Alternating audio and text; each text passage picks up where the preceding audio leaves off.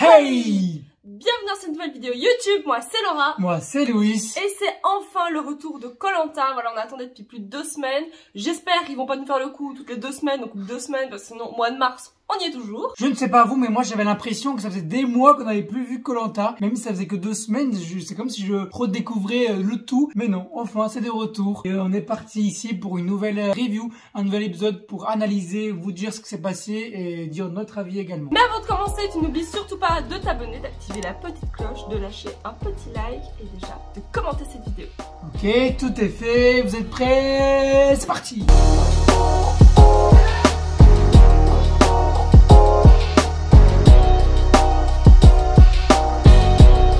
Enfin, on sait un peu plus sur l'île des bannis concernant le dernier épisode. Oh, c'était un peu flou. On savait pas vraiment comment ça allait se passer, qui allait être éliminé. Est-ce qu'ils étaient en équipe ou est-ce qu'ils étaient solo? Nous, en tout cas, on n'avait pas bien compris. Et enfin, ici, dès le début de l'épisode, on a vu Hugo et Karima. On nous a réexpliqué. On a vu aussi également les 2 autres éliminés qui étaient Cindy et Patrick. Ouais, d'ailleurs, hyper drôle. Genre, on voit Cindy débarquer et là, tu vois Karima. Bien fait. C'est le karma. The karma is a bitch, hein, comme on dit. C'est le karma, Cindy, tu sais. Et là, Cindy, elle est clairement en mode meuf, calme-toi, descends dans l'étage, je ne sais pas te remettre en question. Enfin, vraiment, elles se prennent un peu toutes les deux la tête, quoi. Le principe de l'île des bannis. Là, ils sont 4, ils vont devoir s'affronter dans une arène. Et les 2 premiers vont rester dans l'aventure, tandis que les 2 derniers de cette épreuve seront malheureusement définitivement éliminés du jeu. Ainsi de suite, jusqu'à la réunification. Il y aura à chaque fois des duels pour qu'à la fin, il y ait des personnes qui réintègrent le jeu. En quoi consistait donc cette première épreuve de l'île des bannis? Ils étaient tous les 4 sur une balance en équilibre. Ils devaient prendre des petits cubes avec une seule main, le placer sur une plaquette en bois. Et les 2 premiers qui arrivaient à mettre les 5 plaquettes d'un coup sans le faire tomber et rester 3 secondes, restaient dans l'aventure. Alors au début c'est un peu serré parce qu'on voit qu'ils sont tous en train de tomber. Ça a l'air difficile quand même comme épreuve. Le plus en difficulté qu'on peut voir en tout cas c'est Patrick qui lui galère à mort à rester en équilibre sur cette plateforme. Patrick il est vraiment en difficulté, il arrive même pas à mettre 3 petits cubes l'un à la suite de l'autre. Vraiment il est en galère totale. Et à côté il y a les autres qui commencent à se débrouiller un peu plus. On voit Hugo qui a quand même beaucoup plus de stabilité, Karima qui a l'air beaucoup plus affirmée aussi,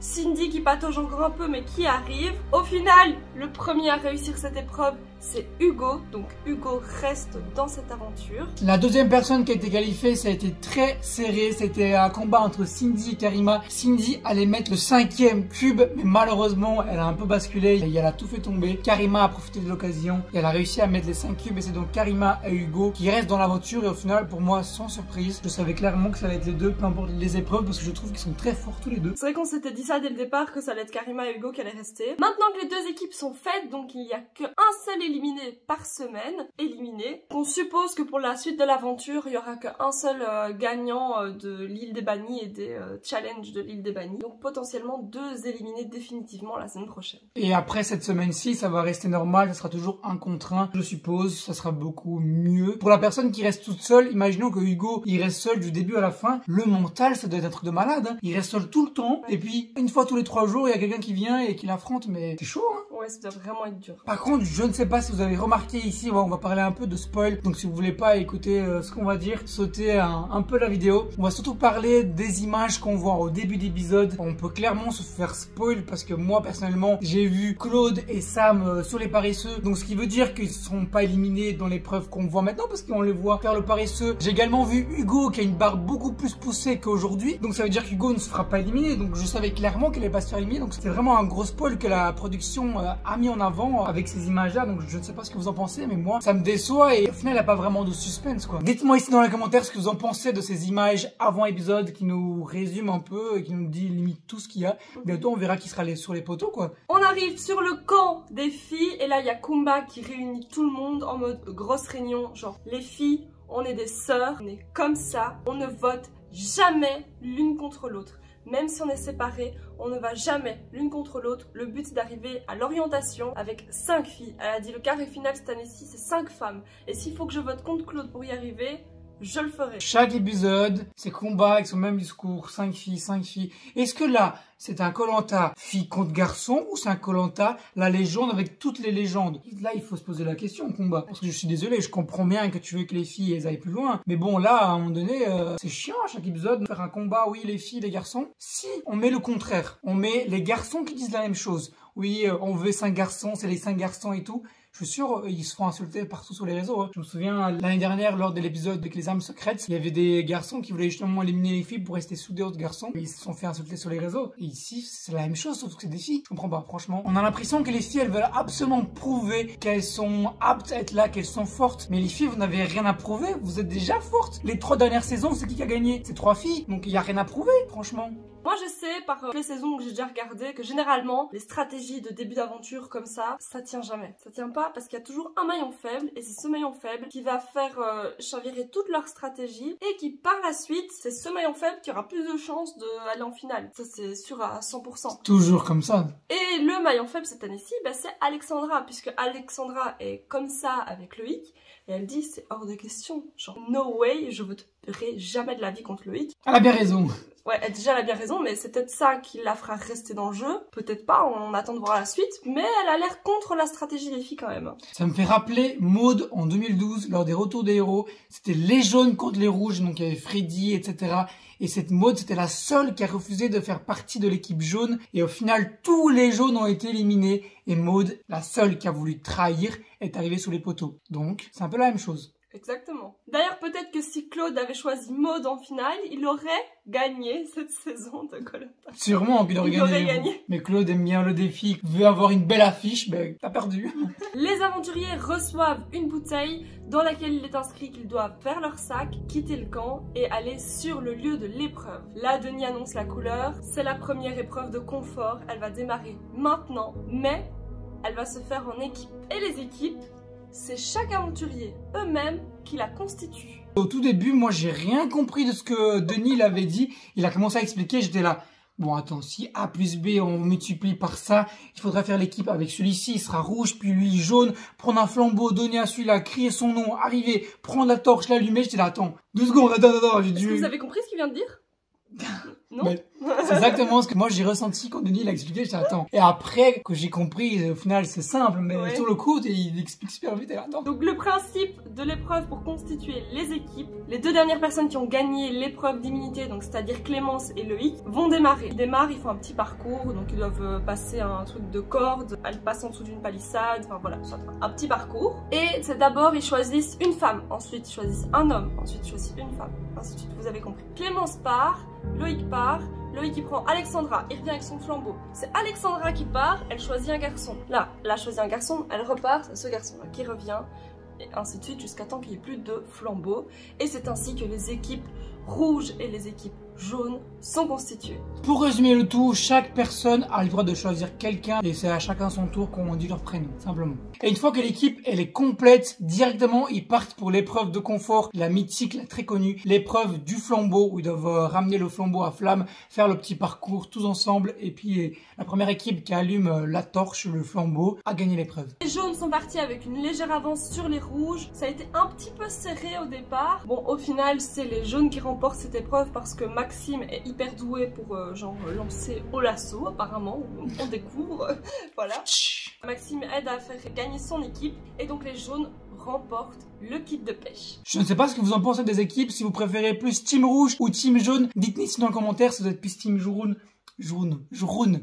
J'ai dit jaune, j'ai fait une fusion de rouge et jaune quoi. Jaune. Voilà, nouvelle couleur, le jaune. Moi je suis jaune par exemple. Moi aussi je suis jaune mais bon. Mais dites-nous ici dans les commentaires l'équipe que vous avez préférée, soit rouge, soit jaune. Je ne sais pas vous, mais moi j'ai l'impression que les rouges ils sont plus forts, alors que pas du tout, parce qu'à côté il y a Claude, Clémence, Candice, etc. Mais j'ai cette impression là. C'est surtout parce que chez les jaunes, il y a Combat qui avant j'aimais bien, mais là elle m'agace. Il y a aussi Christelle qui... Franchement, je suis pas très fan non plus. Mais chez les rouges, c'est l'ambiance. T'as Laurent qui met l'ambiance. T'as Loïc qui est génial. T'as Alexandra qui est génial. Il y a Théoura que j'adore. Bon, dans ma vie, c'est ça qui touche sur le cœur. À côté, il y a Claude, Clémence. Il y a Jade chez les rouges aussi. Ouais, d'ailleurs, ça, j'ai pas compris. Claude part pour aller chercher une fille. Il y a encore quasiment toutes les filles qui sont disponibles. Et choisit Christelle. Alors que... il y a encore Jade. Genre, Jade, c'est juste la record woman d'épreuve de Koh-Lanta gagnée. Et tu choisis pas Jade. Victoire des jaunes, comme on vous l'a dit. Et là, Denis rappelle que c'est les 20 ans de Koh Lanta. Et comme à l'époque, comme il y a 20 ans, sur l'île de Koh Lanta, en Thaïlande, les équipes seront les mêmes qu'il y a 20 ans. C'est-à-dire que pour les rouges, ça sera l'équipe des Korok. Et pour les jaunes, ça sera l'équipe des Lantanai. L'équipe des rouges part sur l'ancien camp des garçons. Et l'équipe des jaunes part sur l'ancien camp des filles. Et là, d'ailleurs, les filles, elles sont en mode, ouf, c'est le luxe ici. Donc déjà, Théoura a fait des matelas. La cabane, triple luxe. Il y a une table, il y a un sèche-linge, il y a un balai. Il y a tout qui est clean, il y a tout qui est propre, tout le monde est étonné.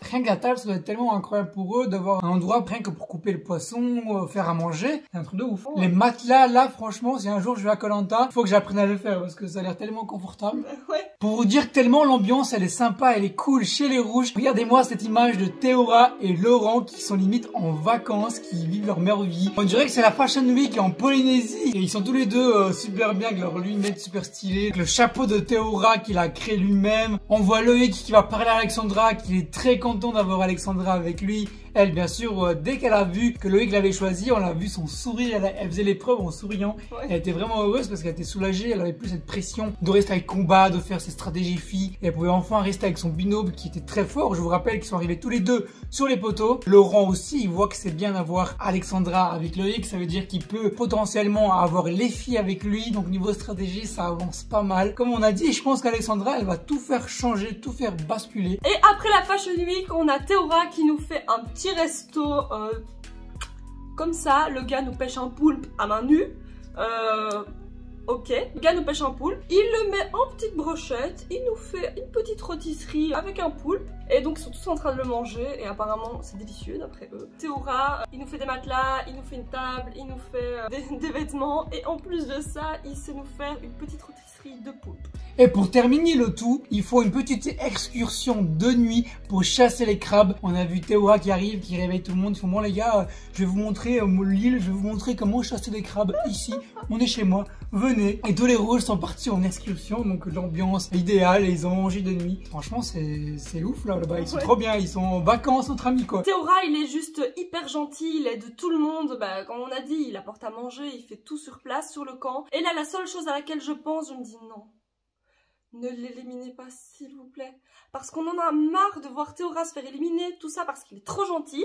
Et là j'ai juste l'impression que c'est la même chose qui va se reproduire quoi. Ils vont profiter tant qu'ils peuvent et puis Théoura c'est ciao. Mais Théoura s'il te plaît réveille-toi, ne te fais pas avoir comme à chaque fois. On te veut sur les poteaux. Oui. Du côté des jaunes, ça commence avec la pêche, donc il y a tout le monde qui essaie un petit peu de pêcher. Évidemment, on a Claude, le pêcheur, qui prend le harpon et qui arrive à choper plusieurs poissons. Et on a Candice, qui elle aussi prend le harpon et nous pêche 7 poissons. Donc ça veut dire qu'ils ont pratiquement un poisson chacun. Là, ils sont bien. Je veux dire, gros festin sur Koh Lanta. Gros festin. Et moi, je suis plutôt contente parce que Candice, c'est vraiment une aventurière que j'aime beaucoup. Je la suis sur les réseaux sociaux depuis longtemps. Et je la trouvais un peu effacée. Enfin, pas elle-même effacée, mais le montage a fait qu'on l'a pas vue dans les 2 derniers épisodes. Et là, c'était chouette de la voir un peu à l'honneur. En plus, on a eu un petit flashback avec son ancienne aventure avec Jérémy, que j'avais beaucoup apprécié aussi dans les autres aventures. C'était très sympa de la voir et surtout encore plus contente puisque c'est record féminin, 7 poissons pêchés en une seule fois. Record féminin sur Koh Lanta, donc bravo Candice. Candice, je trouve qu'elle dégage des ondes positives, elle est tout le temps heureuse, elle apporte du positif dans le camp et franchement j'aime bien. On a hâte de voir ce qu'elle nous réserve pour la suite. Et après tous ces festins, c'est l'épreuve d'immunité qui arrive. Enfin la première épreuve en équipe dans ce Koh Lanta, la légende. Et ici c'est une épreuve classique, natation, apnée dans l'eau bien évidemment. Sinon on sait pas faire natation autre part, hein. On sait pas voler, hein. Merci Louise. En quoi consiste cette épreuve ici? Les candidats doivent partir un par un, plonger à plus de 2 mètres de profondeur, aller chercher une raie en bois. Au total il y en a 10. La première équipe qui arrive à prendre les 10 raies gagne l'épreuve. Chaque raie est dans des longueurs différentes. La première se retrouve à 8 mètres et la dernière elle est à 13 mètres. Comme on l'a dit, il y a 8 raies à ramener et ils sont 8 candidats par équipe. Chaque candidat doit passer au moins une fois et donc il y a 2 candidats qui devront passer 2 fois. Là ça commence à discuter stratégie. Du côté des jaunes, ils sont plus en train de se dire c'est les meilleurs en apnée qui partent en premier. Comme ça ensuite ils ont le temps de se reposer pour les 2 autres passages de la fin. Tandis que chez les rouges c'est une autre stratégie. Ils décident de mettre les plus faibles en apnée dès le début. Comme ça ceux qui vont plus vite vont pouvoir rattraper l'écart à la fin. Chez les jaunes c'est donc Phil qui va commencer et chez les rouges c'est Alexandra. Et bien sûr là Phil il est très rapide, il est très fort.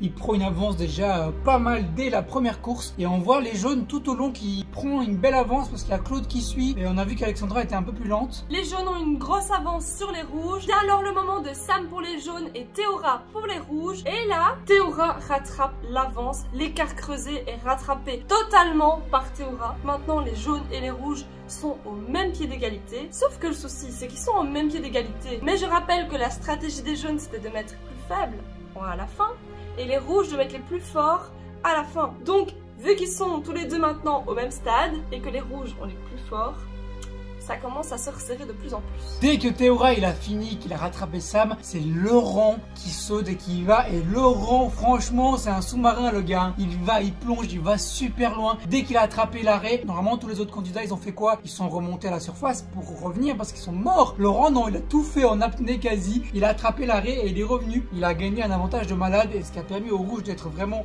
devant. Et ça a payé, donc vient les deux derniers moments, donc les candidats qui doivent repasser 2 fois. Donc chez les rouges, c'est Alix et Laurent qui repassent 2 fois. Chez les jaunes, c'est Phil et Claude. Et là, comme on l'a dit et comme on s'y attendait en fin d'épreuve, on voyait bien que les rouges avaient une très grosse avance.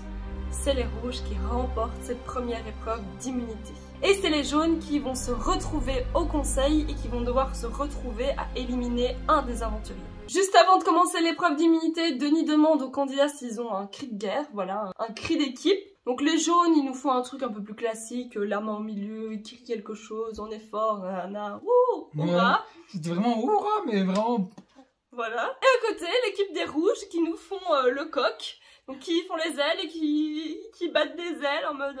Et puis Laurent qui sort son meilleur cri, je sais pas comment il a fait, mais il a très bien fait. On a bien vu que Namadia, il était un peu gêné, il avait un peu la honte. Il a dit, on fera le cri de guerre si on gagne, si on perd, on fait pas. Claude, avant l'épreuve, qui a clairement dit, on va déplumer votre coq, vous allez voir. Et à la fin de l'épreuve, Namadia, pour clasher Claude, il a dit, avant de déplumer notre coq, il faudrait l'attraper. C'était bien. Retour pour les jaunes après cette malheureuse défaite. Et là, les stratégies, évidemment, commencent à se mettre en place. Et Kumba discute avec les filles et elles s'assurent qu'elles vont bien rester sur leur position d'éliminer un garçon pour que les filles aillent le plus loin possible dans l'aventure. Là, Kumba directement, elle propose d'éliminer Maxime, chose que pour laquelle Clémence est pas tout à fait d'accord vu qu'elle l'a protégé lors du conseil précédent, elle l'a immunisé. Donc elle se dit qu'elle a Maxime de son côté, donc elle est pas trop chaude, elle se voit plus éliminer Phil. Tous les garçons, eux, ils disent qu'ils veulent éliminer Christelle, éliminer une fille pour la même stratégie, rester plus soudés entre garçons qu'entre filles. Juste un peu plus loin dans l'épisode, on a vu Claude qui va parler à Sam, qui va lui avouer qu'il a aucune confiance à Maxime, parce que Maxime, il essaye de gratter l'amitié chez les filles, chez les garçons. Donc ça serait une personne qui pourrait le trahir. Et lui, il va bien voter Maxime, mais il hésite encore entre Christelle et Maxime. Clémence, elle est hyper stressée parce qu'elle pense qu'elle va être éliminée, que les garçons vont tous